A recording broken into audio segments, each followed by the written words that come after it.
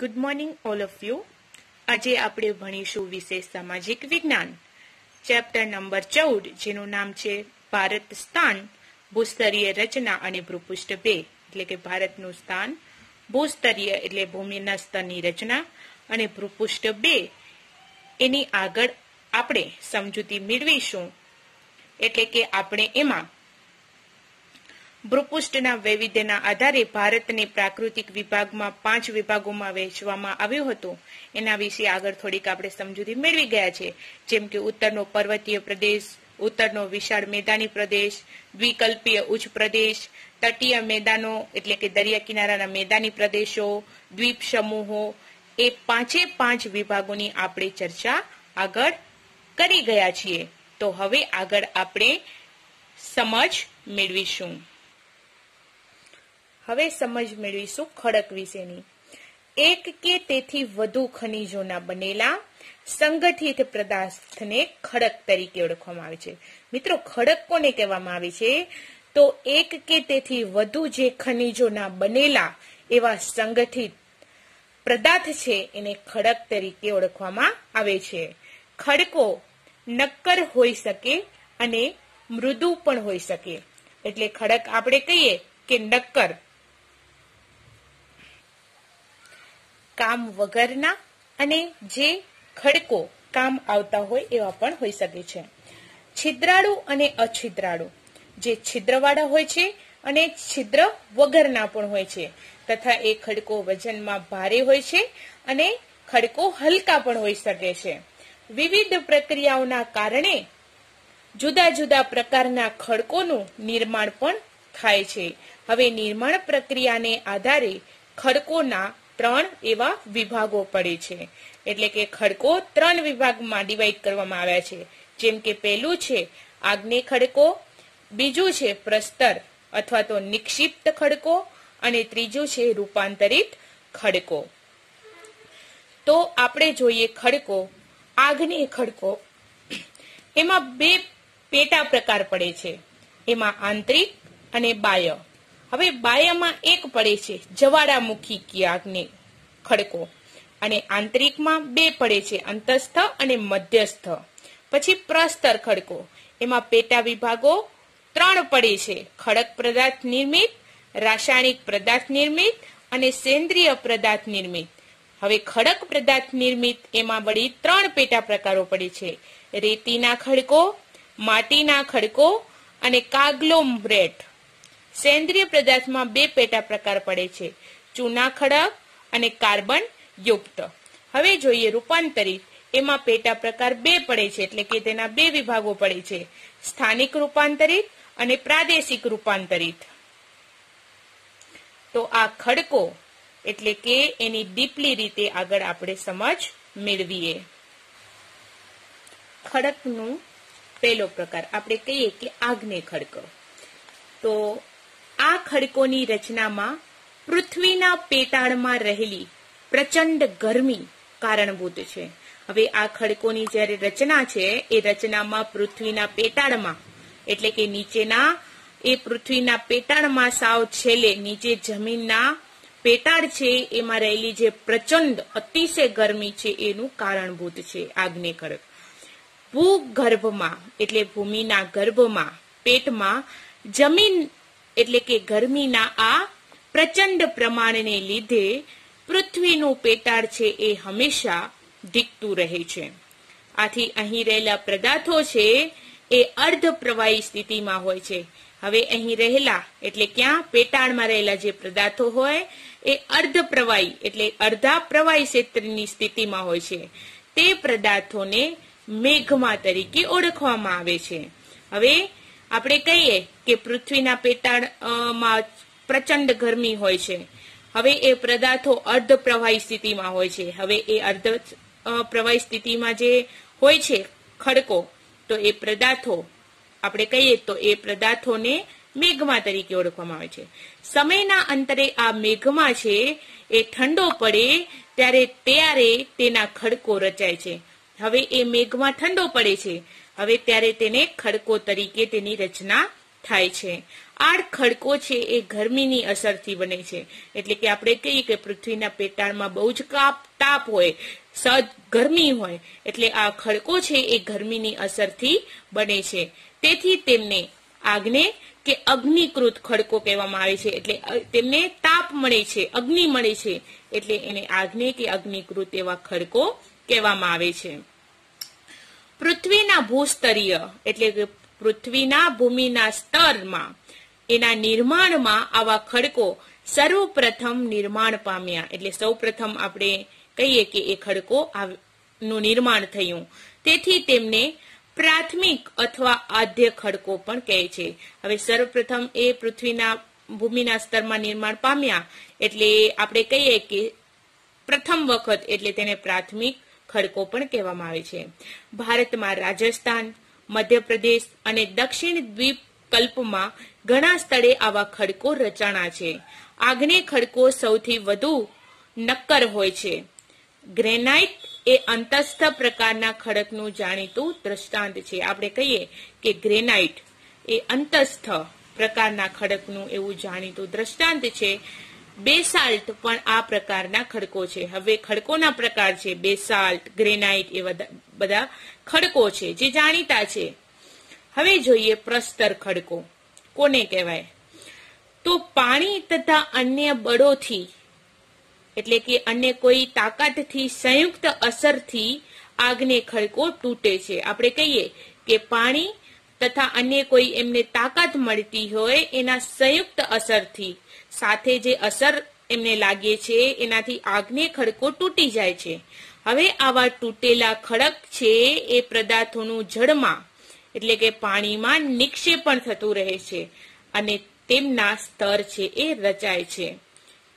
આમ ખડક પદાર્થો અથવા ખડક બોજનું વિવિધ સ્તરોમાં નિક્ષેપણ થાય છે. સર્વપ્રથમ રચાયેલા અને સૌથી નીચે રહેલા સ્તર ઉપર તેની ઉપર બનેલા સ્તરોના વજન એટલે કે દબાણને લીધે નીચેના સ્તર દબાય છે. એટલે કે નીચેનું સ્તર છે દબાય છે, એના ઉપર વજન આવે છે. હવે એ કાળક્રમે તેમાંથી સ્તર રચના ધરાવતા ખડકો છે એ તૈયાર થાય છે.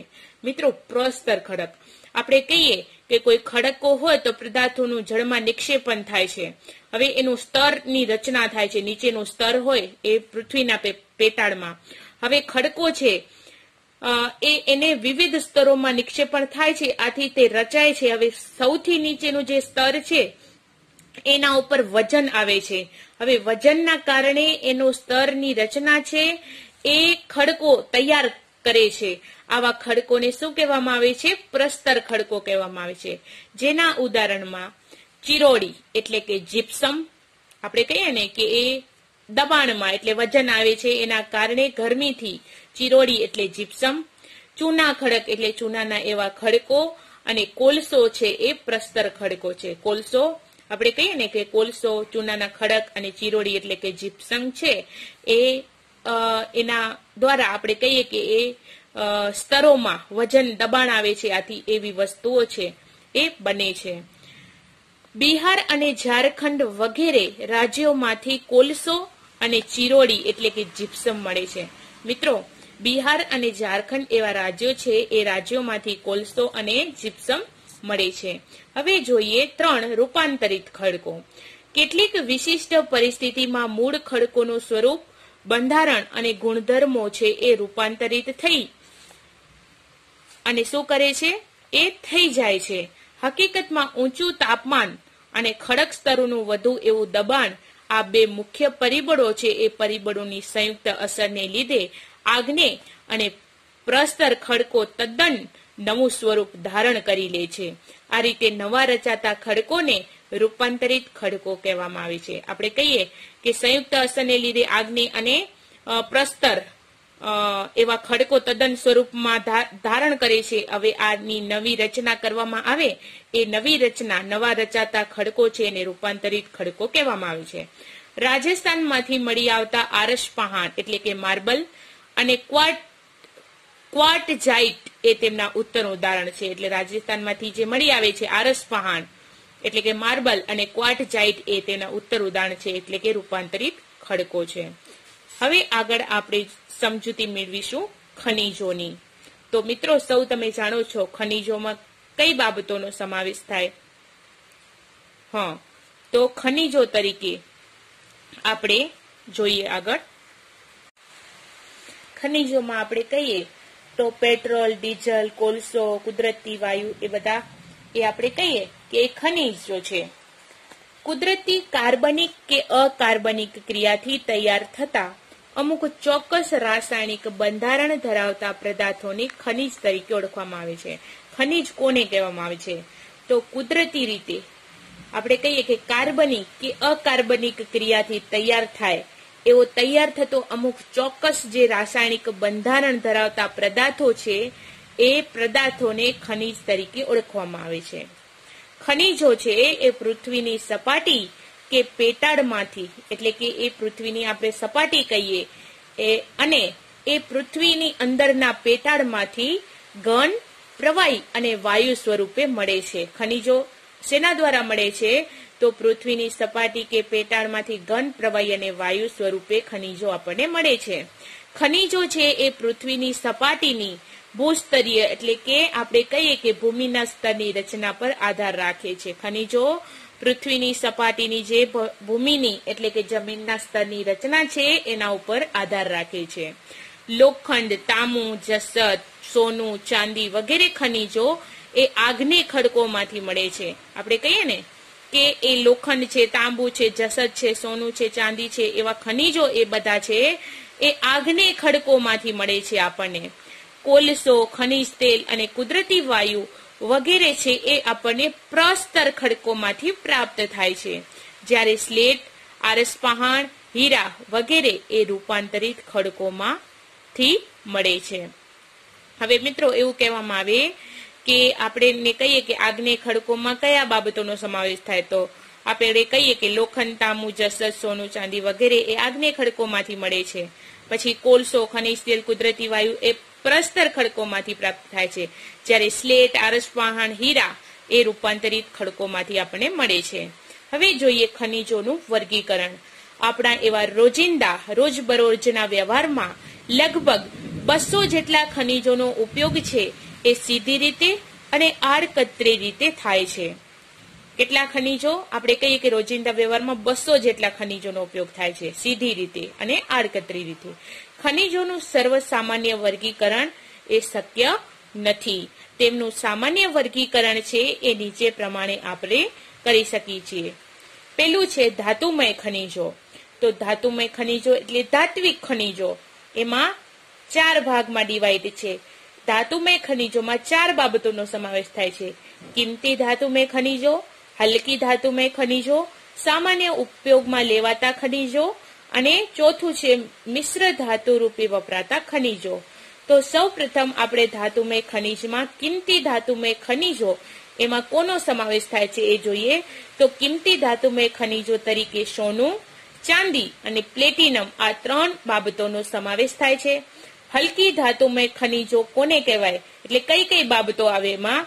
તો મેગ્નેશિયમ, બોક્સાઇટ અને ટિટાનિયમ એ હલકી ધાતુમય ખનિજો છે. પછી સામાન્ય ઉપયોગમાં લેવાતી ખનિજો કઈ કઈ છે?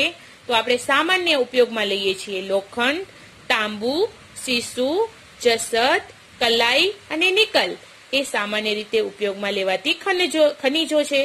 પછી છે ચોથું મિશ્ર ધાતુ રૂપે, એટલે કે આપણે કહીએ કે એનું મિશ્રણ કરવામાં આવે છે એવી ધાતુ રૂપે વપરાતા ખનિજો. તો ક્રોમિયમ, મેંગેનીઝ, ટંગસ્ટન, વેનેડિયમ એ મિશ્ર ધાતુ રૂપે વપરાતા ખનિજો છે. હવે જોઈએ આપણે 2 અધાતુમય ખનિજો એટલે કે અધાત્વિક ખનિજો. અને ધાતુમય ખનિજો એટલે ધાત્વિક ખનિજો, જ્યારે અધાતુમય ખનિજો એટલે અધાત્વિક ખનિજો. ચૂનાના ખડકો, પછી આપણે બોર્ડ ઉપર જે લખીએ ચોક એ, એસ્બેસ્ટોસ, અબરક, ફ્લોરસ્પાર, જીપ્સમ એટલે કે આપણે કહીએ ચિરોડી, સલ્ફર, હીરા એ બધી અધાતુમય ખનિજો છે. અધાતુમય ખનિજોમાં કઈ બાબતોનો સમાવેશ થાય? તો ચૂનાના ખડકો, ચોક, હીરા, સલ્ફર, જીપ્સમ એ બાબતોનો સમાવેશ થાય છે. પછી જોઈએ 3 સંચાલન શક્તિ માટે ઉપયોગમાં લેવાતા ખનિજો, એટલે કે આપણે કોઈ પણ સંચાલન શક્તિ માટે ઉપયોગમાં લઈએ એ માટેના ખનિજો, તો આપણે કહીએ કે કોલસો, ખનિજ તેલ, કુદરતી વાયુ, યુરેનિયમ, થોરિયમ વગેરે. એટલે આપણે કહીએ કે સંચાલન શક્તિ માટે ઉપયોગમાં લેવાતા ખનિજો કયા કયા છે? તો મિત્રો એમાં જવાબ આવશે કોલસો, ખનિજ તેલ, કુદરતી વાયુ, યુરેનિયમ, થોરિયમ એ વગેરે આવશે. હવે આગળ જોઈએ મુખ્ય ખનિજો અને તેનું ક્ષેત્રીય વિતરણ. એટલે કે આપણે કહીએ કે મુખ્ય ખનિજો છે અને તેનું ક્ષેત્રમાં વિતરણ કયા કયા રાજ્યો દ્વારા થાય છે, તો એ જોઈએ આપણે. તો પેલું છે ખનિજ, એમાં લોખંડ. તો એના રાજ્યો કયા છે? લોખંડ ક્યાં ક્યાંથી આપણને મળે છે? તો ઝારખંડ, છત્તીસગઢ, આંધ્રપ્રદેશ, ગોવા, ઓરિસ્સા, તમિલનાડુ, મહારાષ્ટ્ર, રાજસ્થાન, કર્ણાટક, બિહાર અને મધ્યપ્રદેશ. આટલા બધા રાજ્યો છે, પણ વધારે પ્રમાણમાં આંધ્રપ્રદેશ, કર્ણાટક અને મધ્યપ્રદેશમાંથી આપણને લોખંડ મળી રહે છે. બીજું છે મેંગેનીઝ. એ ક્યાંથી મળે છે? કયા રાજ્યોમાંથી? તો કર્ણાટક એ મુખ્ય છે, જ્યારે કર્ણાટક, ઓરિસ્સા, મધ્યપ્રદેશ, મહારાષ્ટ્ર, ગોવા એ રાજ્યોમાંથી આપણને મેંગેનીઝ મળી રહે છે. ત્રીજું છે તાંબુ. એટલે તાંબુ છે એ કયા રાજ્યોમાંથી આપણને મળે છે? તો સૌથી વધારે કર્ણાટક અને આંધ્રપ્રદેશમાંથી મળે છે. એ ઉપરાંત ગુજરાત, ઉત્તર પ્રદેશ, સિક્કિમ, મેઘાલય, મહારાષ્ટ્ર અને પશ્ચિમ બંગાળમાંથી મળે છે. ચોથું બોક્સાઇટ. સૌથી વધારે બોક્સાઇટ તો આંધ્રપ્રદેશ, એ ઉપરાંત ઓરિસ્સા, છત્તીસગઢ, મહારાષ્ટ્ર, ઝારખંડ, ગુજરાત એ રાજ્યો છે એ બોક્સાઇટ માટે જાણીતા છે. પાંચમું છે સીસુ. સૌથી વધારે સીસુ છે એ મધ્યપ્રદેશ અને આંધ્રપ્રદેશમાંથી મળી રહે છે. આપણે કહીએ કે રાજસ્થાન, તમિલનાડુ, પશ્ચિમ બંગાળ, ઉત્તર પ્રદેશ, ઓરિસ્સા, મહારાષ્ટ્ર, મેઘાલય, સિક્કિમ, ગુજરાત એ રાજ્યો છે એ સીસા માટે જાણીતા છે. અહીંયાથી સીસુ પ્રાપ્ત થાય છે. 6 અબરખ. તો સૌથી આપણે કહીએ કે મુખ્ય તો આંધ્રપ્રદેશ છે, એ સિવાય રાજસ્થાન, બિહાર અને ઝારખંડ છે. પછી ચૂનાના ખડક. તો મધ્યપ્રદેશ, આંધ્રપ્રદેશ અને કર્ણાટક એ મુખ્ય રાજ્યો છે ચૂનાના ખડકના. આ ઉપરાંત છત્તીસગઢ, રાજસ્થાન, ગુજરાત અને હિમાચલ પ્રદેશ ચૂનાના ખડક માટે ના છે. હવે આપણે જોઈએ જમીન અને તેનું વિતરણ. મિત્રો, તમે જાણો છો કે જમીન ખેતી માટે મૂળભૂત સંસાધન છે. એટલે કે આપણે કહીએ કે ખેતી કરવા માટે જમીન જરૂરી છે અને એ જમીન વગર ખેતી શક્ય નથી. કૃષિ પ્રવૃત્તિ ઉપરાંત પણ આ જમીન છે એ ખૂબ જ મહત્વની છે. કૃષિ પ્રવૃત્તિઓ કરવી હોય એના માટેની આ જમીન છે એ ઉપયોગી છે અથવા મહત્વની બની રહે છે. જમીન છે એ પૃથ્વીની સપાટી પરના જૈવિક અને અજૈવિક એવા દ્રવ્યોનું બનેલું એક પાતળું સ્તર છે. હવે જેમ કોઈ સફરજનને તેની પાતળી છાલ સાથેનો જેવો સંબંધ છે. આપણે કહીએ ને કે સફરજનમાં ઝીણી ઝીણી એવી પાતળી છાલ હોય, તો એ સફરજનને એની પાતળી છાલ સાથે સંબંધ છે, એવો સંબંધ છે એ પૃથ્વીની સપાટી સાથે જમીનનો પણ એવો જ છે. પૃથ્વીના પોપડાના ઉપરના પાતળા સ્તરને આપણે કહીએ ને પૃથ્વીનો પોપડો છે, એટલે કે પૃથ્વીના પોપડાનો ઉપરનો ભાગ છે, પાતળો સ્તર છે, એને આપણે જમીન તરીકે ઓળખી શકીએ છીએ. પછી જમીન નિર્માણ. જમીનનું નિર્માણ કેવી રીતે થયું? તો જમીન એ ખડકોના ખવાણની ફલિત પેદાશ છે. જમીનનું નિર્માણ. હવે એ જમીન છે એ ખડકોના ખવાણથી, એટલે ખડકો છે એ ખોટી ગયા છે. હવે જમીન એ ફલિત પેદાશ છે. હવે ખડકોની સપાટીવાળા ભાગોનું તાપમાન છે, વરસાદ, હિમ એટલે કે બરફ, હવા, વનસ્પતિ અને જીવજંતુઓ વગેરે પરિબળોથી ખવાણ થતા ખડકોનો ભૂકો બની ગયો છે. આપણે કહીએ ને કે ખડકોની સપાટીવાળા જે ભાગો છે એમાં એનું તાપમાન, વરસાદ પડે, બરફ પડે, હવા, વનસ્પતિ અને જીવજંતુઓ હોય એવા વગેરે પરિબળોથી ખવાણ થઈ ગયું છે, એટલે કે એ ખડકો ખૂટી ગયા છે. એના થકી એ ખડકોનો ભૂકો બની ગયો છે અને ભૂમિ આવરણ તૈયાર થાય છે. એના દ્વારા આપણે કહીએ કે ભૂકો બની ગયો છે, એને કારણે ભૂમિ આવરણ તૈયાર થઈ ગયું છે. આ ભૂમિ આવરણમાં ખડકોના નાના મોટા એવા ટુકડા, કાંકરા, માટી, રજ વગેરે હોય છે. હવે એ ખડકોનો ભૂકો થઈ ગયો છે.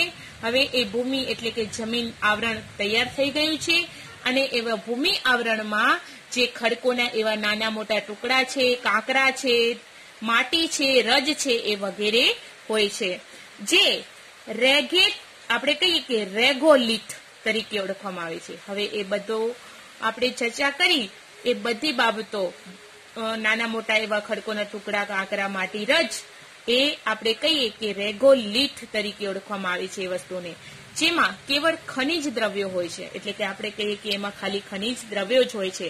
તે પછી તેમાં જૈવિક દ્રવ્યો છે એ હવા અને પાણી ભળે છે. એટલે કે એમાં હવા અને પાણી ભળે છે. છેવટે તેમાંથી જમીન બને છે. હવે આપણે કહીએ કે ખનિજ દ્રવ્યો હોય છે, પછી તેમાં જૈવિક દ્રવ્યો હવા અને પાણી સાથે ભળે છે, અને છેવટના માટે છેલ્લે તેમાં જમીન બને છે. જમીન છે એ નિર્માણની પ્રક્રિયા ઘણા લાંબા સમયની છે. એટલે કે આ પ્રક્રિયા છે જમીન નિર્માણની એ લાંબા સમયગાળાની છે. હવે આપણે આગળ જોઈએ ભારતમાં જમીનના પ્રકારો. તો મિત્રો, ભારતની જમીનોને નીચેના 6 પ્રકારોમાં વહેંચવામાં આવી છે. જેમ કે કાંપની જમીન, કાળી જમીન, કે એ કાળી જમીનને રેગુર જમીન તરીકે ઓળખવામાં આવે છે. ત્રીજી છે રાતી જમીન, પછી છે પડખાઉ જમીન કે લેટેરાઇટ જમીન, પછી છે પર્વતીય જમીન, અને છઠ્ઠું પ્રકાર છે જમીનનું રણ પ્રકારની જમીન. આ નીચેનો નકશો આપેલો છે એ છે જમીનના મુખ્ય પ્રકારો. એટલે કે આ નકશામાં કયા કયા વિસ્તારમાં કેટલી કેટલી જમીન, એટલે કે કયા વિસ્તારમાં એ પ્રકારની જમીન છે એ ફેલાયેલી છે, એટલે કે કેટલા વિસ્તારમાં એ જમીન છે. તો આપણે કહીએ કે જમીનના પ્રકાર એમાં કાંપની જમીન, એટલે કે જે પીળા રંગનું આ નકશામાં જે પીળો રંગ દેખાય છે એ કાંપની જમીન છે. પછી કાળી જમીન, તો લાઇટ આ વચ્ચેનો પિંક કલર દેખાય છે એ છે કાળી જમીન, એટલે કે કાળી જમીન એટલા વિસ્તારમાં જોવા મળે છે.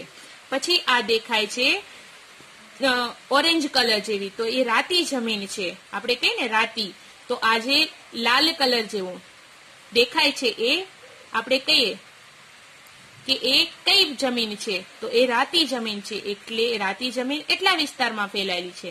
પછી ગ્રીન કલર, એટલે કે લીલા કલરની છે, એ કઈ જમીન છે, તો લેટેરાઇટ જમીન. આપણે કહીએ કે સૌથી ઓછી જોવા મળે છે, જો ક્યાંક ક્યાંક છે ગ્રીન. પછી છે પર્વતીય જમીન, એટલે કે આપણે કહીએ કે બ્રાઉન કલર જેવી દેખાય છે, તો એ પર્વતીય જમીન છે. અને છેલ્લે છે રણ પ્રકારની જમીન, એટલે કે જંગલ પ્રકારની જમીન, તો જે બ્લુ છે એ દેખાય છે રણ પ્રકારની, તો એ પણ સૌથી ઓછી જોવા મળે છે. એટલે કે આટલી જમીનોના પ્રકાર છે 6 જેટલા, એ આ ભારતમાં એનો આપણે વિસ્તાર કહીએ એ કેટલા વિસ્તારમાં ફેલાયેલી છે, તો એ આપણે નકશામાં જોઈ શકીએ છીએ. સૌથી પહેલા આપણે સમજ મેળવીશું જમીનના પ્રકાર. એમાંનો પહેલો પ્રકાર કાંપની જમીન. કાંપની જમીનના 2 એવા પેટા પ્રકાર પડે છે. એક છે ખદર અને બીજું છે બાંગર. નદીઓના નિક્ષેપથી તૈયાર થતી આ નવા કાંપની જમીનને ખદર તરીકે ઓળખવામાં આવે છે. મિત્રો ધ્યાનથી સાંભળજો. ખદર અને બાંગર એ કાંપની જમીનના 2 એવા પેટા પ્રકારો છે. એમાંનું આપણે કહીએ કે ખદર કોને કહેવાય, તો નદીઓના નિક્ષેપથી તૈયાર થતી એવી કાંપની જમીન છે એને ખદર કહેવામાં આવે છે. હવે પૂરના મેદાનોમાંથી બનેલી આ જમીનો છે એ મુખ્યત્વે નદીઓની નજીકની ક્ષેત્રોમાં જોવા મળે છે. તે પ્રમાણમાં રેતાળ હોય છે. કેવી હોય છે? રેતાળ હોય છે. જ્યારે નદી ખીણોના ઉપરવાસમાં આવેલી એકંદરે જૂનો કાંપ ધરાવતી જમીન છે એ બાંગર તરીકે ઓળખવામાં આવે છે. એટલે કે જાણીતી છે. આપણે કહીએ કે નદી ખીણોનો જે ઉપરવાસ, એટલે કે એ નદીના ખીણોનો જે ઉપરનો ભાગમાં એકંદરે એવો જૂનો કાંપ ધરાવતી જમીન હોય છે એ બાંગર તરીકે ઓળખવામાં આવે છે. તે ચીકણી અને ઘેરા રંગની હોય છે. હવે એ કેવી હોય છે? ચીકણી અને ઘેરા રંગની હોય છે. શું? તો બાંગર જમીન. અને જ્યારે એ ખદર જમીન છે એ પ્રમાણમાં કેવી હોય છે? રેતાળ હોય છે. કાંપની જમીન દેશના ઘણા મોટા વિસ્તારમાં જોવા મળે છે. આમ જમીનની ફળદ્રુપતા જુદા જુદા સ્થળોએ અલગ અલગ, એટલે કે ભિન્ન ભિન્ન જોવા મળે છે.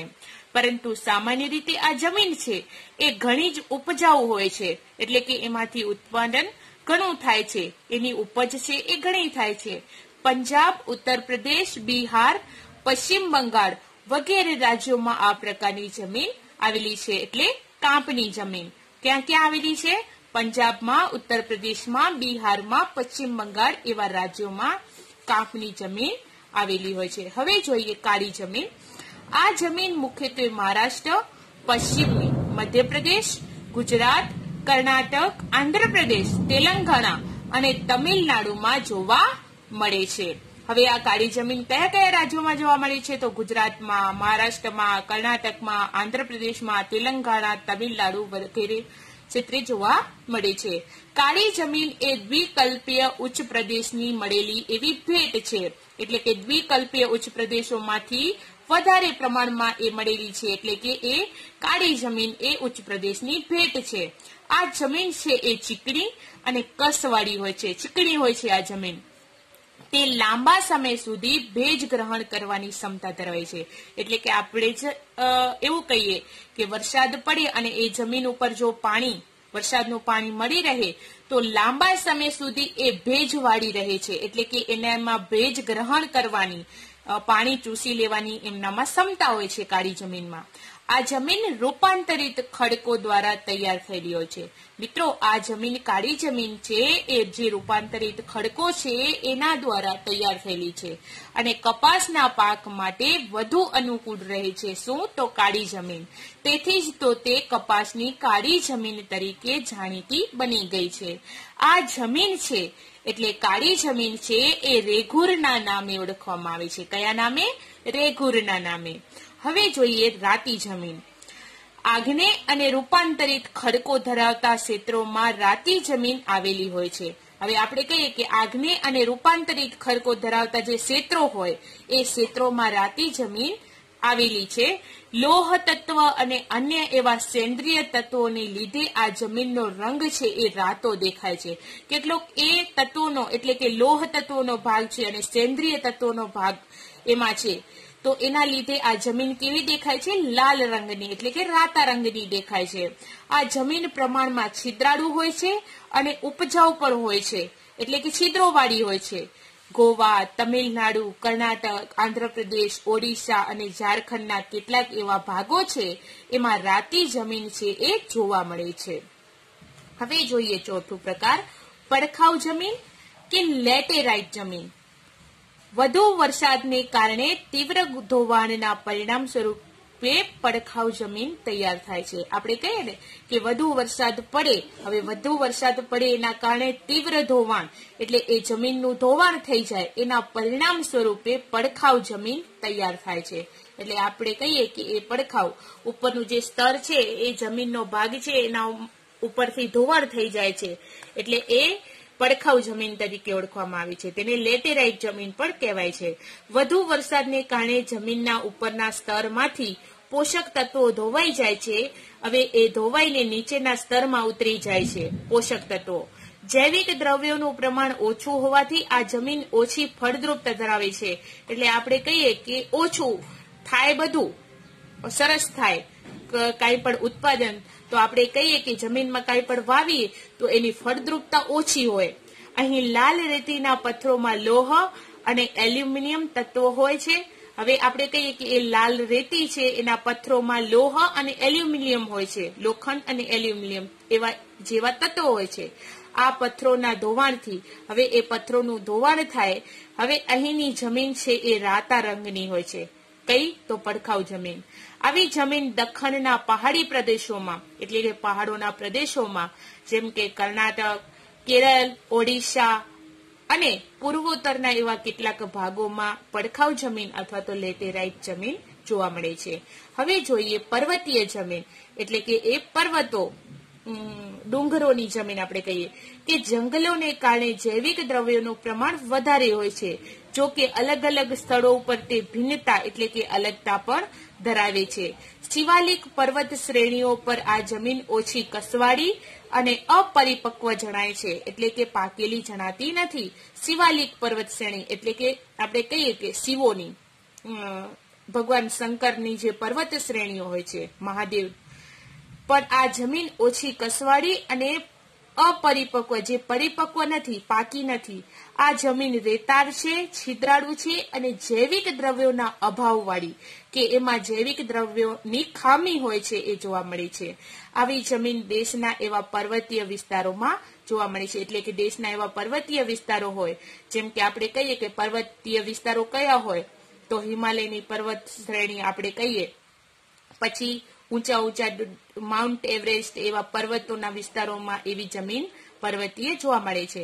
મેઘાલય, અરુણાચલ પ્રદેશ, પૂર્વની પર્વત શ્રેણીઓ, ઉત્તરાખંડ, હિમાચલ પ્રદેશ તથા જમ્મુ કાશ્મીર રાજ્યમાં આવી જમીનો પર્વતીય જમીનો જોવા મળે છે।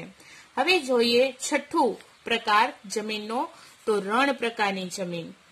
આ જમીન શુષ્ક એટલે સુકાયેલી અને અર્ધ શુષ્ક એટલે અડધી સુકાયેલી એવા વિસ્તારોના એવા ભારતમાં મુખ્યત્વે ગુજરાત, રાજસ્થાન, પંજાબ અને હરિયાણા વિસ્તૃત એટલે મોટા એવા સુકાયેલા ક્ષેત્રો છે, શુષ્ક ક્ષેત્રો એટલે કે સુકાયેલા એવા ક્ષેત્રો છે, એમાં મુખ્યત્વે આ જમીન છે એ રણ પ્રકારની જોવા મળે છે। ક્ષાર કણોની અધિકતા અને જૈવિક પદાર્થોની ઓછપ એટલે કે આપણે કહીએ કે ક્ષાર કણો ઓછા હોય અને જૈવિક પદાર્થોની ઓછપ હોય એટલે ઓછા જોવા મળે, ત્યાં સિંચાઈની સગવડથી આ જમીનમાં ખેતી શક્ય બની છે। એટલે આપણે કહીએ કે એ જમીન છે રણ પ્રકારની, એમાં ક્ષાર કણોની અધિકતા હોય છે અને જૈવિક એવા પદાર્થોની ઓછપ હોય છે। સિંચાઈની સગવડથી આ જમીનમાં ખેતી શક્ય બને છે। હવે જો સિંચાઈની સગવડથી જ એટલે કે સિંચાઈની સગવડ દ્વારા પાણી આપવામાં આવે છે, સિંચાઈ કરવામાં આવે છે અને પછી જમીનમાં એ પાણી સિંચાઈ દ્વારા આપવામાં આવે છે, તેથી ખેતી છે એ શક્ય બની છે। આમ આબોહવા, ભૂપૃષ્ઠના વૈવિધ્યના કારણે એટલે વિવિધતાના કારણે દેશની જમીનોમાં ઘણી એવી વિવિધતાઓ પણ જોવા મળે છે। તો અહીંયા આ પાઠ છે 14મું, ભારત સ્થાન, ભૂસ્તરીય રચના અને ભૂપૃષ્ઠ 2 અહીંયા પૂરું થયું। Thank you.